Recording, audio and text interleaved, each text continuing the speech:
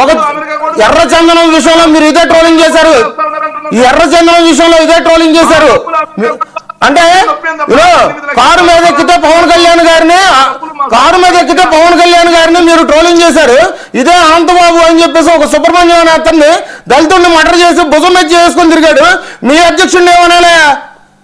ఇంట్లో ఆడవాళ్ళని రోడ్డు మీదకి లాగి బజారుకి ఇచ్చి రాజకీయాలు చేసి అమ్మనాబూతులు తిట్టి బోరుగట్ట అనిల్ లాంటి వాడితో పిచ్చ పిచ్చ మాటలు మాట్లాడితే చొప్పు చూపించి ఇంకేం చేస్తారు?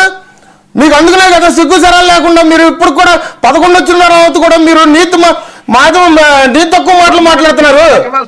మరి మీరు ఇవాళ రోజున అదే డిబేట్కి వచ్చి మరి ఇట్లాంటి మాటలు మాట్లాడతావు ఏంటి? మరి ఎప్పుడో గ్రామంలో ఆ రోజు ప్రజలకి ఇల్లు కూలుస్తుంటే పవన్ కళ్యాణ్ గారు వెళ్ళారు. ఆ విషయం తెలుసు.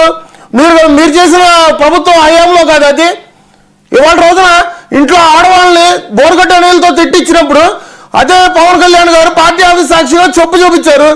కోపాలరావు ఇంట్లో ఆడవాళ్ళ మీద రాజకీయాలు చేస్తే ఇవాళ రోజున ఫ్లైట్ ఖర్చుల గురించి మాట్లాడుతున్నారు. ఇవాళ రోజున మీ నాయకుడు వాయిదాకు వచ్చిన ఫ్లైట్ ఖర్చులు ఎంత అంటే మీ సొంత నిధులు అయితే ఒక లెక్క.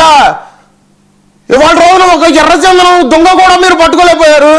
పవన్ కళ్యాణ్ గారు తిరుపతి వెళ్ళి ఆయన సొంత నిధులతో తిరుపతి వెళ్ళి సొంత నిధులతో ఎర్రచందనం పట్టుకున్నారు. కిందటి మీ అధికారం హయాంలో మీరు ఎన్నో ఎర్రచందనం దొంగలు పట్టుకున్నారా? కాదు సార్, కాదు. న్యాయ వ్యవస్థకి టైం పెట్టారని చెప్పేసాను అన్న. మీరు షెడ్యూల్ 11:30 to 12:30 అని పెట్టుకుంది మీరా, లేకపోతే న్యాయ వ్యవస్థ చెప్పిందా? సార్ ఒక్క నిమిషం సార్ నేను విషయం చెప్తున్నా.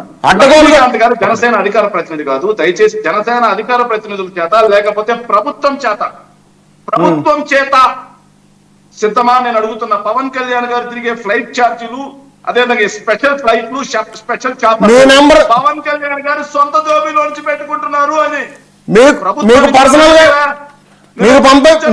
గా నేను పంపించిన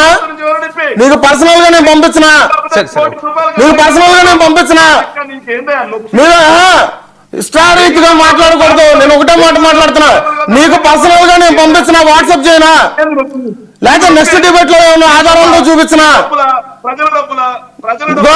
ఒకటి చెప్తున్నా, పిచ్చి మాటలు, అబద్ధపు ప్రచారాలు మీరు డిబేట్ కి వచ్చి మాట్లాడటం కాదు. మీరు పూర్తిగాను నీ వాట్సాప్ కి నేను పంపించినా, నువ్వు రెడీ అవ్వడానికి సిద్ధమా?